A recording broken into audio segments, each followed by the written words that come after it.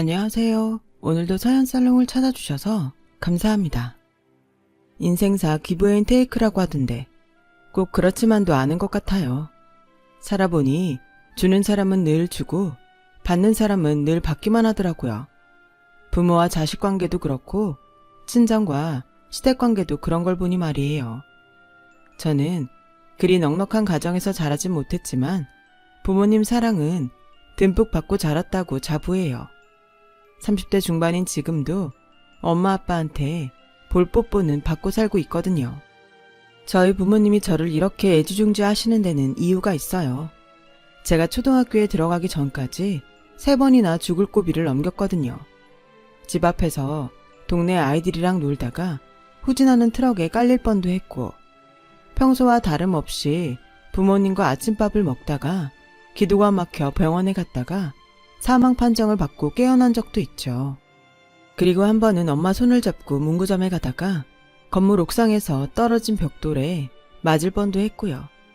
정말 간발의 차이로 제 머리카락을 스치고 옆으로 떨어진 덕분에 기적적으로 살 수 있었어요. 자꾸 저한테 이런 일이 생기다 보니 저희 부모님은 과하다 싶을 정도로 저를 과잉보호하기 시작했어요. 누가 제 곁으로 다가오기만 해도 저를 등 뒤로 숨기고 의심의 눈초리를 보내기도 하고, 친구가 준 사탕을 먹으려고 하면 엄마가 얼른 뺏곤 했을 정도로요. 그 바람에 그간 저한테 있었던 사건을 모르는 같은 반 친구들과 학부모들은 뒤에서 저희 부모님 험담을 하기 일쑤였죠. 아니, 자식은 혼자만 키운대? 그렇게 유난 떨 거면 밖에 내놓지 말고 집에서 끼고 살지? 학교는 왜 보낸대? 하여간 별것도 아닌 것들이 꼭 유난을 떨어. 이런 소리를 들을 때마다 나서서 제 어린 시절 얘기를 하기도 그래서 저희 부모님은 묵묵히 그런 욕을 참고 넘겼는데, 이게 오히려 오해를 샀던 모양이었어요. 언제부턴가 동네 사람들은 저희 가족과 거리를 두기 시작했거든요. 그런데 알고 보니 오해가 아니라 중간에서 누가 이간질을 했던 거였더라고요. 그것도 거짓말을 해서요. 적은 늘 가까운 곳에 있다더니 우리 가족을 동네 왕따로 만든 장본인은 바로 같은 빌라에 사는 아줌마였어요. 이유는 하나였죠. 자기 남편은 가정에 신경도 안 쓰고 매일 술 먹고 들어와 아줌마를 때리고 살림을 부수는 반면 저희 아빠의 가정적인 모습이 너무 부러워 회방을 놓고 싶었다나요? 상황을 보다 못한 슈퍼 아줌마가 하루는 저희 엄마한테 그러시더라고요. 내가 이런 거 물어도 되나 모르겠는데 자기네 아저씨 말이야. 가정 있는 남자라던데 사실이야? 자기네 빌라 사는 여자가 그러더라고. 자기가 세컨드라고. 본처한테 애 뺏길까봐 늘 전전긍긍하는 거라나? 설마 그런 거 아니지? 그런데 그게 다가 아니었어요. 글쎄 저희 아빠가 엄청 큰 기업 사장 아들인데 정략 결혼을 해서 살다가 회사 직원이었던 저희 엄마랑 눈이 맞아 집을 나온 바람에 가문에서 팽당하고 유산 상속 명단에서도 제외됐다나요? 본부인 피해 세컨드랑 애 낳고 사느라 남자가 변변한 직업도 없이 발품팔이하며 사는 거라고 하던데 그럼 그게 다 거짓이었어? 슈퍼 아줌마는 오히려 저희 엄마한테 되물었어요. 저희 엄마는 아니라고 고개를 저을 뿐이었죠. 소문을 퍼뜨린 아줌마가 막장 드라마를 얼마나 보셨던지 스토리 구성도 사람들 귀를 홀리기에 충분하더라고요. 엄마가 아니라고 했음에도 불구하고 강하게 대응을 안 해서 그런지 제가 초등학교를 졸업하고 다른 동네로 이사를 갈 때까지도 저희 집은 괴소문에 시달려야 했어요. 솔직히 가끔은 말도 안 되는 소문에 시달리면서도 강하게 반박하지 않는 부모님이 답답하고 이해가 안 갔어요. 그런데 그게 다 이유가 있었더라고요. 너한테 하도 사고가 많아서 한 번은 용하다는 점집에 찾아갔었는데 거기서 그러더라. 귀한 자식이라 공을 많이 들여야 한다고. 돈 있으면 구슬하면 사고수가 준다는데 우리 형편에 그럴 돈이 있니? 그래서 도와달라고 울고불고 사정을 했더니 그러더라. 네가 중학교 갈 때까지 부모가 욕바지가 되라고. 부모가 욕을 많이 먹을수록 자식 명이 길어진다나? 말도 안 되는 소리 같았지만 그땐 지푸라기라도 잡고 싶은 심정이라 네 아빠랑 꾹 참고 버티기로 했어. 그 말을 100%다 믿은 건 아니지만 그래도 내 자식을 위하는 거라는데 어떻게 안 할 수가 있겠니.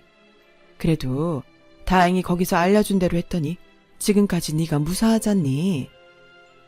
참 믿기 힘든 말이었지만 그렇게라도 자식의 무사무탈을 바랬던 부모님을 생각하니 뭉클하고 죄송했어요. 자식이 뭐라고 평생 남한테 싫은 소리 한번 안 듣고 살던 분들이 그런 수모를 당했으니 말이에요. 아무튼 저희 가족은 이사를 한 이후로 헛소문에 시달리는 일은 없었어요. 아빠가 새로 시작한 과일 가게도 금방 자리를 잡아서 전보다 생활도 많이 나아졌고요. 저에 대한 과잉 보호도 전처럼 심하지 않아서 딱히 주변 눈총을 받을 일도 없었어요. 제 기억엔 그 후로는 여느 가정처럼 평범하게 살았던 것 같아요. 부모님은 과일 가게를 하시며 열심히 사셨고 저는 비록 턱걸이이기는 하지만 서울에 있는 대학에 들어갈 수 있을 정도의 성적은 됐어요. 그렇게 지난날의 상처를 잊고 살았던 우리 가족이 새로운 시련을 겪게 된 건 바로 제 결혼 때문이었어요. 제가 취직을 하고 3년쯤 됐을 무렵에 저희 과일가게 단골로 오시는 분이 선자리를 주선하셨는데 그때 만난 사람이 바로 제 남편이었죠. 교육자 집안이라 시부모 자리가 얼마나 점잖은지 몰라. 키도 훤칠한 게 잘생겼어. 형제는 5살 많은 누나 하나래. 흠이라면 학벌이 자기 딸보다 쬐끔 떨어진다는 건데 남자가 돈 잘 벌면 그만이지 학벌이 뭐가 중요해. 공부머리는 좀 떨어져도 돈 버는 머리는 있다니까. 나이 30에 벌써 30평대 아파트까지 가지고 있으면 말 다 했지 뭐. 안 그래? 아들은 하나지만 그 집 부모가 워낙 쿨해서 아들 내외랑 같이 살 생각도 없고 명절 제사 챙길 거 없으니까 니들끼리 여행이나 다니며 즐기라는 주의야. 세상에 이런 시부모가 또 어딨겠어? 내가 자기니까 이런 자리 소개해주는 거지 아무한테나 안 줘. 어때? 한번 만나보게 할 테야? 단골 손님 말로는 뭐 하나 빠지는 게 없는 사람이라고 했어요. 외모, 재력, 능력까지 다 갖췄다고요. 그래서 더 이상하더라고요. 엄마, 그렇게 괜찮은 사람이 왜 나랑 선을 본대? 우리 집이랑은 차이도 많이 나는 것 같은데? 그 집 아들이 공부를 좀 못했다나 봐. 큰딸은 부모 닮아 공부를 잘했는지 대학 강의 나간다고 하더라고. 그에 비하면 아들이 좀 처진다 싶어서 눈을 좀 낮춘 게 아닐까? 일단 만나보고 마음에 안 들면 그때 거절해도 되니까 한번 만나보기나 해. 믿져야 본전 아니니? 그렇게 별 기대 안 하고 선자리에 나간 저는 내심 차나 마시고 헤어져야겠다 생각했어요. 그런데 막상 만나보니 남자가 꽤 괜찮더라고요. 그래서 첫 만남에 차도 마시고 밥도 먹고 맥주까지 한잔 하게 됐어요. 그리고 저를 집까지 데려다 주었죠. 기영씨, 다음 주 주말에 저랑 교회로 드라이브 안 갈래요? 벚꽃이 한창이라 드라이브 하기에 딱일 것 같아서요. 아, 제가 초면에 너무 앞서가는 건가요?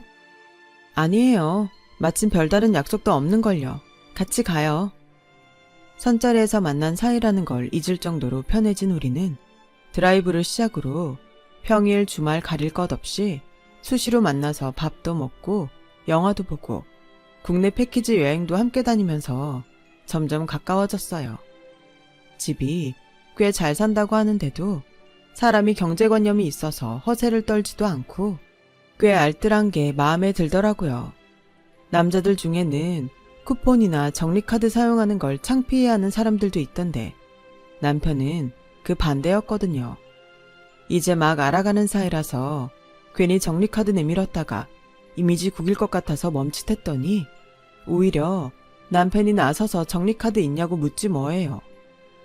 뭐가 창피해요. 안 되는 거 해달라고 그러는 것도 아니고 누구나 받을 수 있는 권리인데 이용 안 하는 게 바보죠.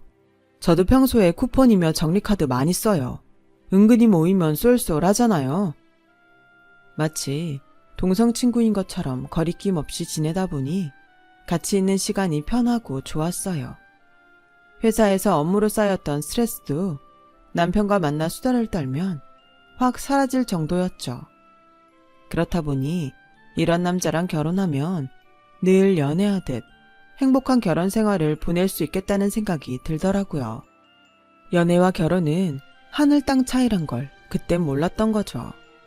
제가 결혼의 환상을 가지고 있던 무렵 남편이 결혼 얘기를 꺼내기 시작했어요. 쇼핑몰에서 데이트를 하다가 유아용품 가게를 지날 때면 자신의 자식 계획에 대한 얘기를 하거나 인테리어 소품점 앞을 지나게 될 땐 거실에 저런 거 하나 놓으면 좋겠다며 가상의 신혼집 인테리어를 스케치하듯 제게 설명하곤 했거든요. 제 반응이 나쁘지 않자 결심이 섰는지 하루는 진지하게 결혼 얘기를 하더라고요. 우리 집에선 언제든 상관없다셔. 네가 조금 더 시간을 갖자고 하면 그럴 거고 지금 해도 좋다고 하면 당장 할 수 있다는 거지. 어때? 결혼 생각 있어? 물론 저도 당장 하고 싶긴 했어요. 하지만 이제 겨우 학자금 대출금을 갚은 처지라 아직 벌어놓은 돈도 없어서 선뜻 그러자고 하지 못했죠. 자기도 알다시피 우리 집 형편이 그리 넉넉한 편이 아니잖아. 학자금 대출도 이제 겨우 갚았고 지금부터 결혼 자금을 모을 수 있는 상황인데 어떻게 당장 결혼을 하겠어. 앞으로 몇 년은 더 걸릴 텐데. 돈 문제라면 걱정할 거 없어. 집은 내가 이미 사놨고 우리 부모님도 혼수랑 예단 따지는 분들 아니거든. 살림이야 살면서 차차 늘면 되는데 뭐가 걱정이야. 우리 마음이 중요하지. 그럼 수요일 내에 양가 부모님 찾아뵙고 결혼 허락부터 받자. 남편은 말이 떨어지기가 무섭게 양가 부모님을 찾아뵐 날짜부터 잡았어요. 그렇게 생각지도 않던 결혼을 하게 된 저는 걱정을 할 겨를도 없이 쉼 없이 몰아치는 상황에 많이 휘둘렸고 정신 차려보니 손에 청첩장이 들려있더라고요. 그런데 친구 말을 들어보니 자기도 그랬다는 거 있죠. 얘, 제정신이면 그게 더 힘들어. 그 많은 스트레스를 한 번 해봤는데 어떻게 제정신으로 버틸 수가 있니? 그냥 흘러가는 대로 맡기다 보면 자연스럽게 다 돼. 그러니까 괜히 마음 졸이고 그러지 마. 부모님께서는 제 결혼에 대비해 미리 준비해 놓았던 적금 통장을 내주셨어요. 아직 만기가 안 돼서 넉넉하게 준비할 금액은 안 되지만 그래도 남들 하는 정도는 해갈 수 있을 거야. 모자라면 대출 좀 받지 뭐. 하나뿐인 딸이 결혼을 한다는데 뭐가 아깝겠니? 그러니까 넌 돈 걱정하지 말고 앞으로 잘 살 생각만 해. 엄마는 너만 잘 살면 돼. 결국 염치 없게도 저는 부모님이 주신 돈으로 혼수와 예단을 준비했어요. 부모님께서는 평생 제게 퍼주시고도 집을 떠나는 마지막 순간까지도 손에 돈을 쥐어주셨죠. 이건 엄마 몰래 아빠가 주는 거야. 결혼하면 목돈 들어갈 일이 많거든. 윤서방한테도 비밀로 하고 숨겨뒀다가 꼭 필요할 때 꺼냈어. 아빠는 엄마 몰래 모아둔 비상금까지 탈탈 털어서 제게 주셨어요. 그동안 부모님 그늘에서 마음 편히 살게 해주신 것도 고마운데 아빠 비상금까지 받는 게 염치 없었지만 아빠 마음을 거절할 수가 없었어요. 부모님 곁을 떠나 한 남자의 아내로 살게 된 저는 독립을 준비하는 과정부터 벅차고 정신이 없었어요.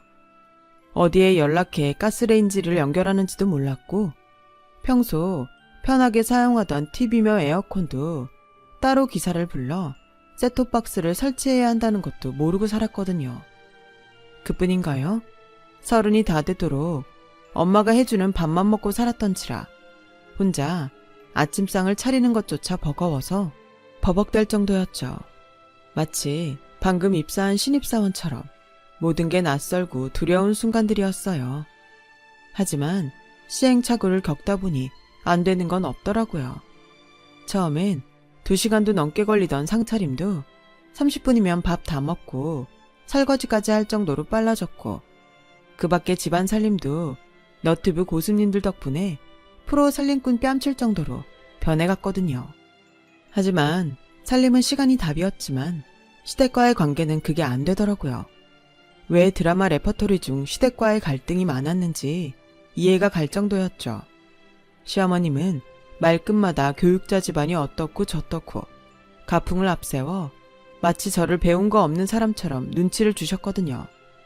집집마다 반찬을 해먹는 방식도 다르고 화장실에 휴지를 걷는 방향이 다를 수 있는 건데 어머님은 당신이 하고 사는 걸 마치 정석인 것처럼 저를 타박하셨어요. 얘, 누가 콩나물을 볶아 먹니? 데쳐서 무쳐 먹어야지. 살다 살다 너처럼 해먹는 애는 처음 본다.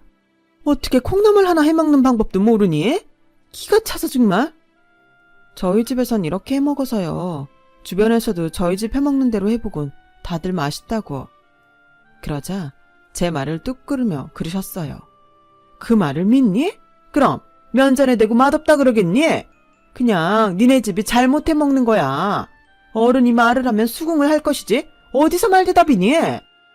어머님은 자신과 다른 의견은 전혀 들으려 하지도 않았어요.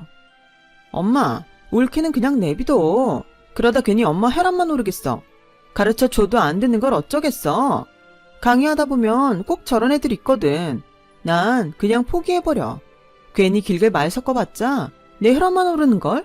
그냥 지 멋에 살게 냅둬. 밖에서 욕을 먹어도 지가 먹지 엄마가 먹나? 그러니까 릴렉스 하세요. 결혼도 않고 시댁에 함께 사는 손위 시누이까지 이러고 나오니까 마치 제가 정말 형편없는 사람인 것처럼 느껴지곤 했어요. 그래서 시댁에 한번 다녀오고 나면 몸도 마음도 만신창이가 되곤 했죠. 이럴 때 남편이라도 제 편을 들어주면 마음이라도 놓이련만. 결혼 전에는 그렇게 말도 잘 통하고 제 투정도 잘 받아주던 남편이 시댁 일이라면 무조건 제 잘못이라고 하지 뭐예요. 아무리 가재는 개편이라지만 정작 제가 당해보니 눈물이 다 나더라고요. 가만 보니까 저희 시댁은 어머님과 손이 시누이가 갑인집이었어요. 학벌도 그렇고 명성도 그렇고 수입도 모녀가 이 집 남자들보다 높았거든요. 중학교 수학선생을 하다가 그만두고 10년 넘게 백수를 지내시는 아버님과 누나 밑에서 일하는 제 남편은 그저 두 여자가 하는 일에 숟가락만 얹고 사는 시기였으니까요. 저는 그것도 모르고 중매장이 말만 듣고 결혼을 했지 뭐예요. 당신 회사 말이야. 당신이 사장이라고 그러지 않았어? 그런데 누나 거라니 도대체 그게 무슨 소리야? 내가 사장인 건 맞아. 실소유주가 아니라서 그렇지. 자기도 알다시피 누나가 강단에서잖아. 괜히 관련 사업까지 한다고 알려지면 학교에서 안 좋아한대서 명의를 내 이름으로 한 거야. 순간 싸한 기분이 들었어요. 평소 시누이가 저만 보면 집 청소는 잘하고 사냐고 묻곤 했는데 왠지 거기에도 다른 뜻이 담겨 있는 것 같았거든요. 그래서 혹시 집도 시누이 거냐고 물었더니 어떻게 알았어? 실은 누나 앞으로 오피스텔이 몇 개 있거든. 근데 이 집까지 누나 명의로 하면 세금이 엄청 나온다나 봐. 그래서 내 명의로 산 거야. 원래 누나가 이 집에서 살려고 했는데 내가 신혼집 문제로 고민하니까 먼저 들어가 살라고 하더라고. 우리 누나가 속은 완전 태평양이거든. 게다가 촉도 좋아서 지금까지 누나가 투자하라는 대로 해서 수익 안 난 게 없을 정도라니까. 모르긴 해도 누나 말만 들으면 자다가도 떡이 생길걸. 해맑게 웃고 있는 남편을 보니 정말 부하가 치밀어 올랐어요. 한마디로 남편의 직장도 집도 모두 시누이 거라는 거였죠. 언제든 사이가 틀어지면 남편은 둘 다 일을 쳐주었던 거예요. 그런데도 걱정은커녕 좋다고 저러고 있으니 왜 복장이 안 터지겠어요? 상황이 이쯤 되고 보니 어머님과 시누이가 왜 그리 당당한지 알 것도 같더라고요. 시댁에서 남편 처지가 그렇다 보니 저도 시누이 눈치를 많이 보게 되었어요. 혹여 눈밖에라도 나서 집을 비우라고 하면 어쩌나 그게 늘 걱정이었거든요. 그러던 어느 날이었어요. 회사에 막 출근한 참이었는데 시누이한테 전화가 왔더라고요. 명절을 앞두고 직원들과 거래처에 선물을 해야 하는데 기왕 하는 거 저희 친정 부모님이 하는 과일 가게에 맡기고 싶다고 하더라고요. 한번 거래를 트면 매년 고정 수입을 올릴 수 있는 기회라서 연신 고맙다는 인사를 하곤 가게 주소와 전화번호를 알려주었어요. 그동안 속으로 엄청 욕을 했는데 괜히 미안하더라고요. 시누이와 전화를 끊고는 엄마한테 전화를 걸어 상황을 설명하곤 좋은 기회니까 가급적 신우의 요구대로 잘해주라고 말씀드렸죠. 걱정하지 마. 우리 딸 체면이 있는데 아무렴 엄마랑 아빠가 대충 하겠니? 그나저나 고마워서 어쩌니. 엄마가 나중에 인사라도 해야겠다. 친정을 위한 일인 줄 알았던 이 일은 이후 엄청난 폭풍을 몰고 왔어요. 시간은 흘러 어느덧 결혼 후 처음 맞는 어버이날이 되었어요. 저는 시부모님 선물을 뭘로 해야 하나 걱정을 하고 있었죠. 그런데 남편이 그러지 뭐예요. 선물은 자기가 알아서 준비했으니까 저보고 자기가 예약해둔 케이크를 찾아서 시간 맞춰 시댁으로 오라고요. 그래서 남편 말대로 퇴근 후 예약해둔 케이크를 찾아서 시댁으로 갔어요. 초를 끄고 선물을 드릴 차례였죠. 그런데 남편이 선물이 아닌 돈 봉투를 꺼내드리지 뭐예요. 저한테는 상의도 안 하고 말이죠. 봉투를 열어본 시부모님은 얼굴에 화색이 돌았어요. 특히 어머님이요. 어머, 이렇게나 많이 넣었니? 암튼 잘 받으마. 많이 넣었다는 말에 시누이는 도대체 얼마나 들어있길래 그러냐고 물었어요. 100만 원이나 들어있네? 여보, 당신 누나랑 같은 액수죠? 그러자 아버님이 고개를 끄덕이셨어요. 그 말에 저는 놀라 자빠질 뻔했고요. 에이 참 놀라시긴. 결혼도 했는데 이 정도는 해야죠. 안 그래 자기야? 남편은 해맑게 웃으며 제게 동조를 구했어요. 저는 표정 관리가 안 돼서 어정쩡한 표정으로 어색하게 웃었죠. 시댁에서 나온 우리는 바로 친정으로 향했어요. 원래는 다음 날이 휴일이라 저희 친정엔 다음 날 가려고 했었는데 남편이 갑자기 출장이 잡혔다며 오늘 가자고 해서 갑자기 일정을 바꿔 친정으로 가게 된 거였어요. 친정으로 가는 차 안에서 남편한테 무슨 돈을 그렇게 많이 넣었냐고 했더니 그러더군요. 우리 엄마는 받은 만큼 되돌려주는 분이거든. 모르긴 해도 내가 이렇게 했으니 우리한테도 꽤 챙겨주실 거야. 생각 같아선 한바탕 하고 싶었지만 우리 집 가는 길이라 괜히 싸우고 가면 부모님이 걱정하실까봐 참았어요. 남편은 가는 길에 케이크를 산다며 베이커리에 들렀어요. 그런데 시간도 늦고 날이 날이니만큼 케이크는 다 팔리고 파운드 케이크만 남아있더라고요. 하는 수 없이 파운드 케이크를 들고 친정으로 향했죠. 부모님께서는 피곤할 텐데 집으로 가지 뭐하러 왔냐고 하시면서도 좋아서 연신 웃으시더라고요. 장인장모님 죄송해요. 시간이 늦어서 케이크가 다 나갔다네요. 올해는 파운드 케이크 받으시고 내년엔 정말 맛있는 케이크로 사다 드릴게요. 남편은 케이크 상자를 내밀며 말했어요. 저는 그런 남편한테 준비한 돈 봉투를 드리라고 눈치를 줬죠. 그런데 웬걸?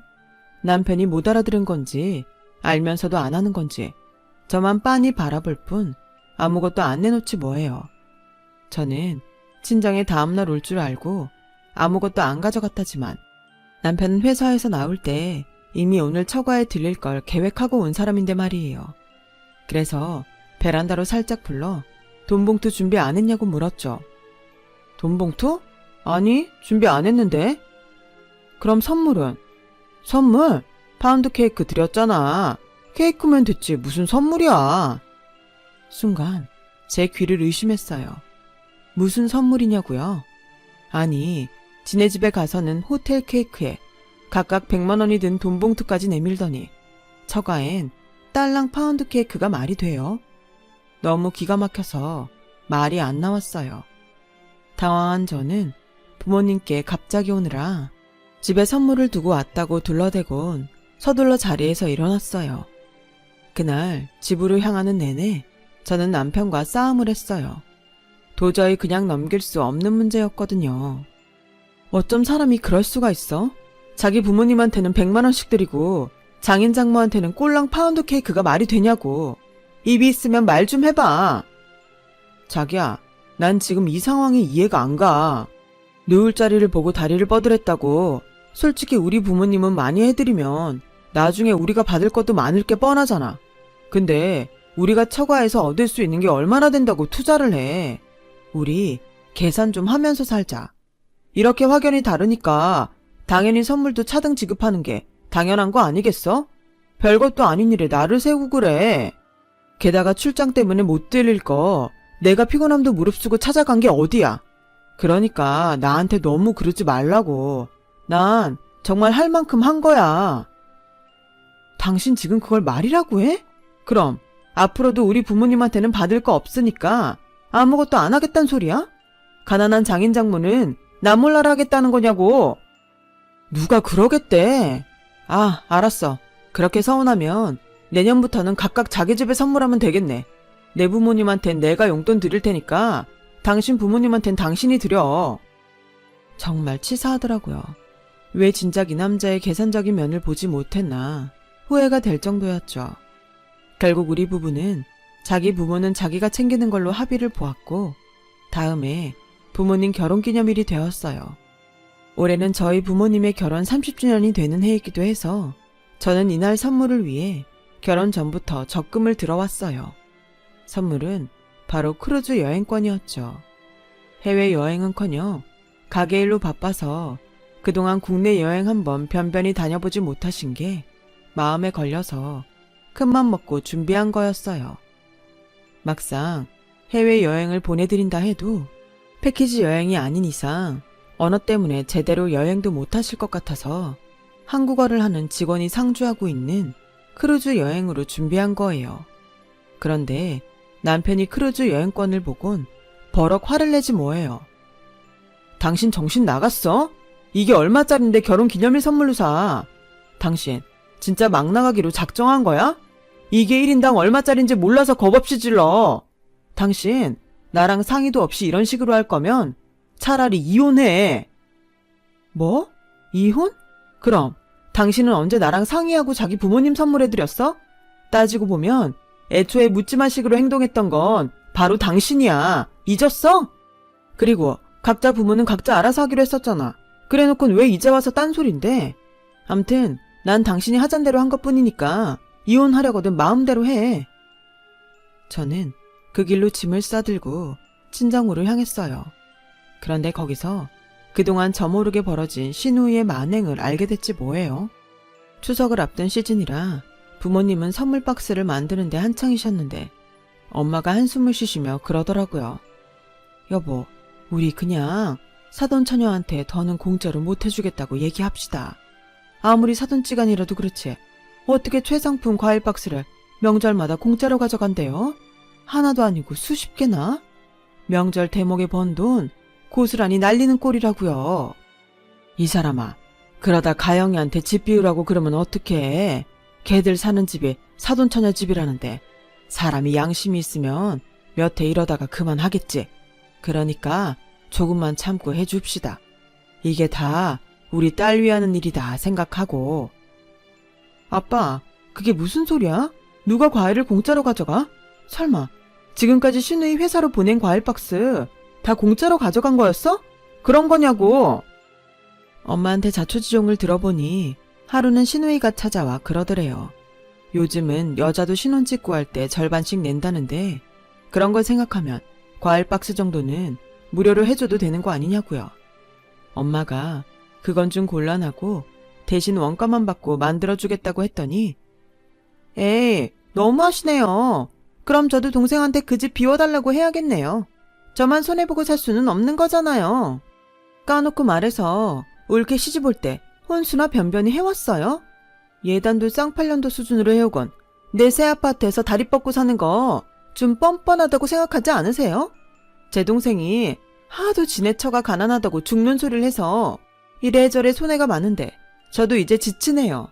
이깟 과일 쪼가리 좀 가지고 그렇게 죽는 소리 하시는 거 보니 더는 해줄 마음도 안 생기고요. 그럼 사돈 마음대로 하세요.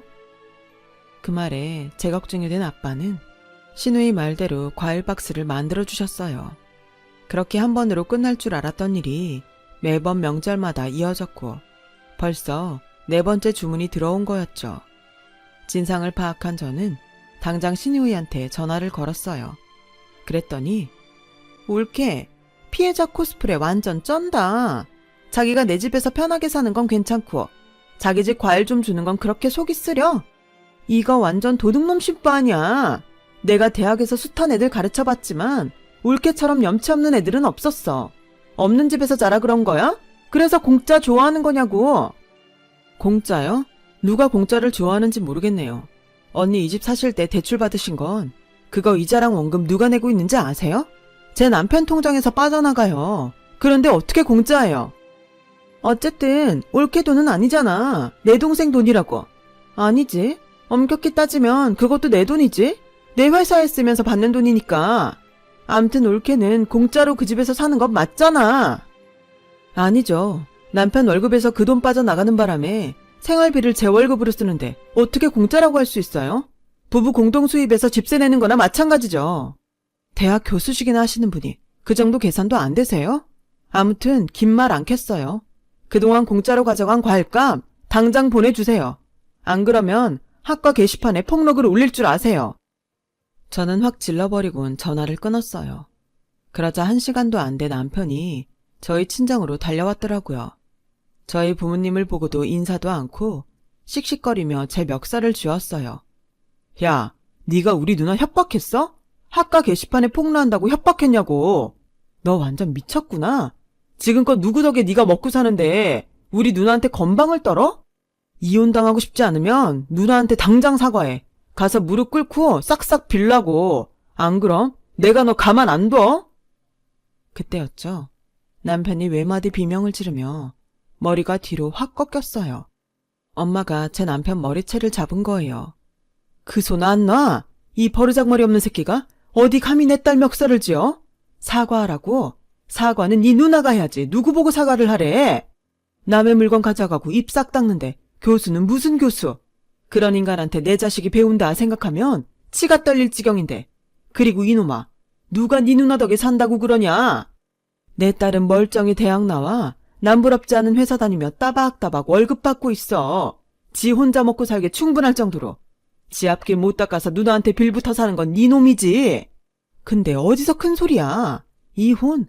오냐? 이혼해라. 너 같은 인간 말종이랑 샀니? 평생 혼자 사는 게 100번 낫다. 내 손에 머리털 다 뽑히기 싫으면 내 집에서 나가 이 썩을 놈아. 그날 남편은 저희 엄마 기세에 눌려 도망치듯 저희 집을 나갔어요. 그리고 얼마 뒤 우리는 합의 이혼을 하게 되었죠. 결과적으로 결혼 준비를 하면서 남편이 해온 건 아무것도 없었던지라 혼수로 준비했던 살림의 절반값을 남편한테 받았어요.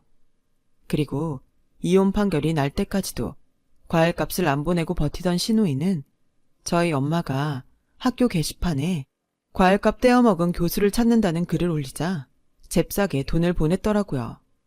하지만 이미 학생들 사이에서 글은 퍼져 망신을 톡톡히 당하게 되었죠. 그 후 학교를 그만뒀는지는 저도 잘 모르겠네요. 다른 건 몰라도 이제는 남의 물건 꽁으로 챙기려는 버릇은 확실히 고치게 됐을 거라 생각해요. 인생은 일방적인 희생이 아닌 기브 앤 테이크라는 걸 배웠을 테니까요. 엄마 아빠가 저를 귀하게 키우신 만큼 앞으로 제 인생 더 귀하게 여기며 살겠습니다. 제 사연을 들어주셔서 감사합니다. 항상 건강하세요. 여러분, 사연 댓글에 응원과 현명한 조언 부탁드려요. 좋아요와 구독은 저에게 큰 힘이 됩니다. 오늘도 좋은 일 가득하세요.